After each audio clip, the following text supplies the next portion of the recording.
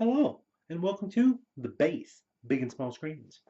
Today, today I'd like to talk to you about A Nightmare on Elm Street 2, Freddy's Revenge, which is one of the more strangely named of the franchise because Freddy isn't actually getting revenge on anybody in the movie, but I digress.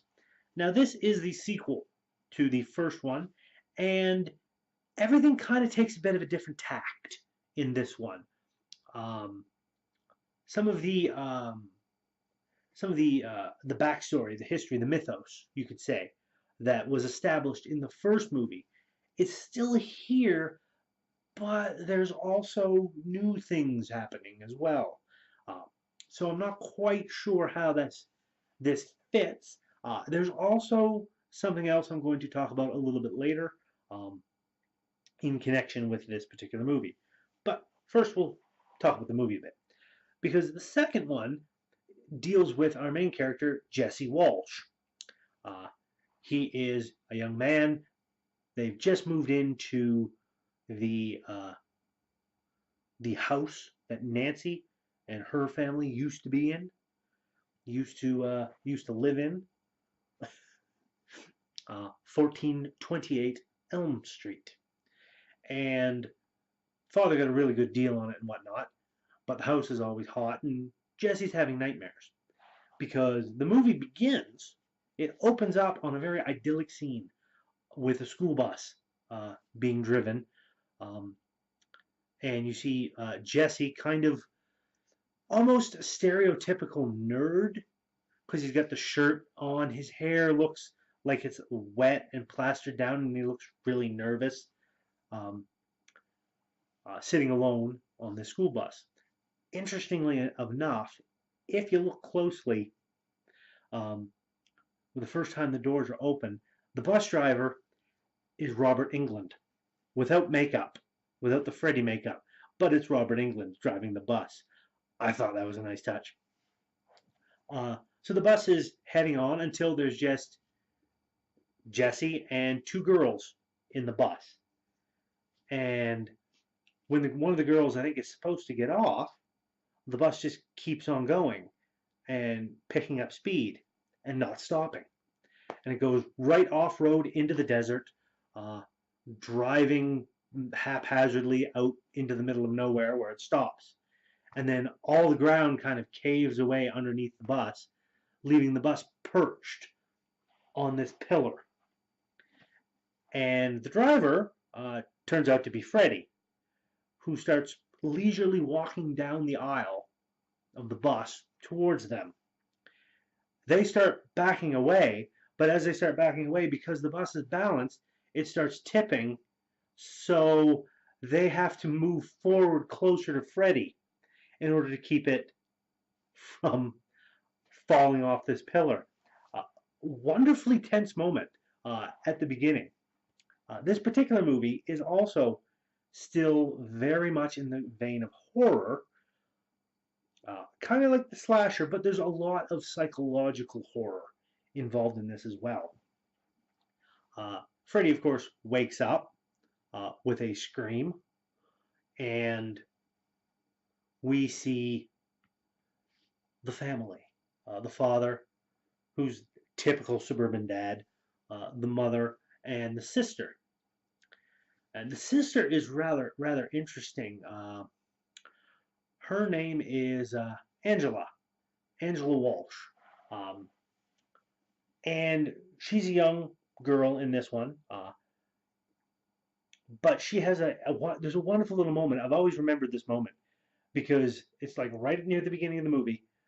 Jesse is just woken up with a scream that they all heard downstairs, and the little girl looks to the mother and says, "Mom, why can't Jesse wake up like normal people?" Which basically sets the scene that Jesse's having nightmares. This is how he wakes up every morning, uh, which lends that dark undercurrent to the entire movie from that point on.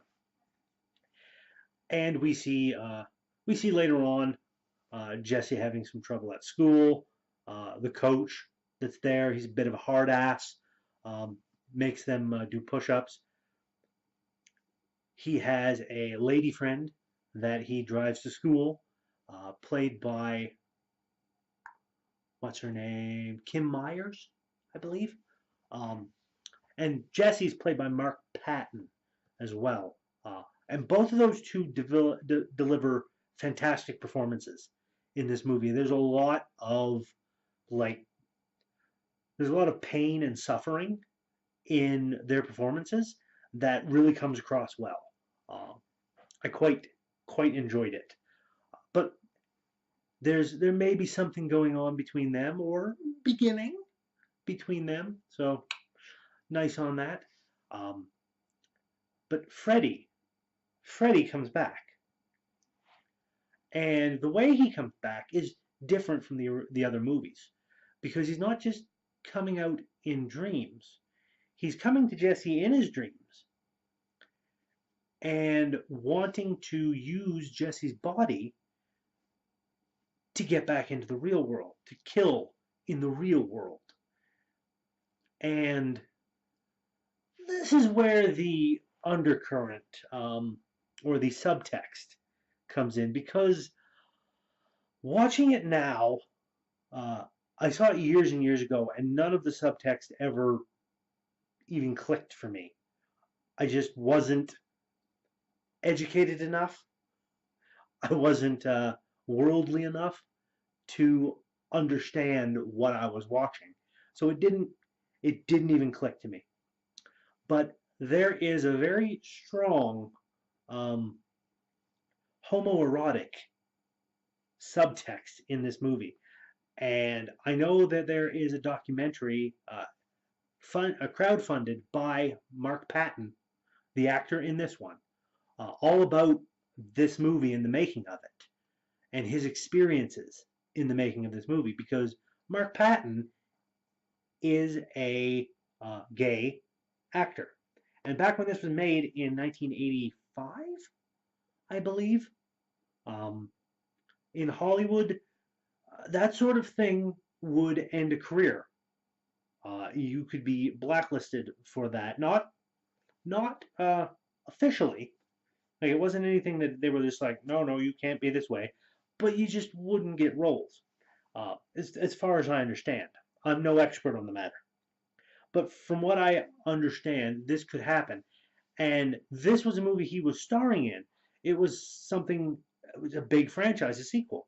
It's something that he could make a lot of money in. But he had to be this main character, and there was all these uh, overtones, all this subtext in the movie, in the script, and whatnot, and it caused some difficulty for him.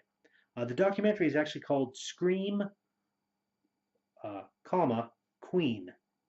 So like Scream Queen, but with the pause. My Nightmare on Elm Street is what it's called, and it's all about that movie and the making of it. I haven't seen that documentary yet, but I plan on checking it out when I can find it because it looks fascinating. Um, but he was the main character in this, and there was a lot of subtext, and it was blatant to me now watching it. When I first watched it, I had no clue, but watching it now, it was very blatant to me and kind of awkwardly done. Uh, a little bit too, a little bit too blatant at times, perhaps. Um, but the movie itself, like removed from this subtext, uh, the movie itself is a fantastic movie, a great slasher film. There is a lot of psychological horror in this, of Jesse being taken over by this evil entity and not being able to do anything. And I know part of that subtext uh, that's in the movie lends itself well to interpreting the symbolism of this movie as the struggle against coming out. Uh, and if you are a homosexual, coming out and coming to terms with your identity. Uh, It can also work well. I've heard it argued for like drug addiction uh, as well. And I know there's a cult following around this movie because of those overtones, because of that subtext. And fantastic. I mean, that's great that it is liked and can be interpreted in that way. I mean, that's fantastic. I don't know what the original intent is on the script. When I first watched the movie, I only saw it as a slasher movie. It was a Freddy Krueger movie, um, and it was fantastic when I watched it, and it's fantastic now. A great movie. Uh, but that subtext was it didn't detract away from the movie for me, not at all. But it was hard to ignore it now that I knew that it was there, if that makes any sense. Uh, I don't know. I feel like I'm belaboring a point here, and I probably am. So I apologize on that. But it's a good movie. It's one to check out. There's definitely uh, some issues uh, with some of the things going on there that may or may not uh, be your cup of tea. But check it out. You might like it. And as always, if you like what I'm doing, please give that like button a tap. Give that subscribe button a tap as well if you haven't already, so you can be kept apprised of when I do new videos. And throw a comment in the comment section. Let me know what you think of this movie. If you've seen the Scream Queen uh, documentary, let me know if it's any good. I am planning on checking it out regardless, but I would like to know going in if it's like any good and interesting. I'm not usually a big documentary watcher, but that one I will make time for. So do all that, and until next time, my friends, check out A Nightmare on Elm Street 2, Freddy's Revenge. You might like it, and I'll see you next time.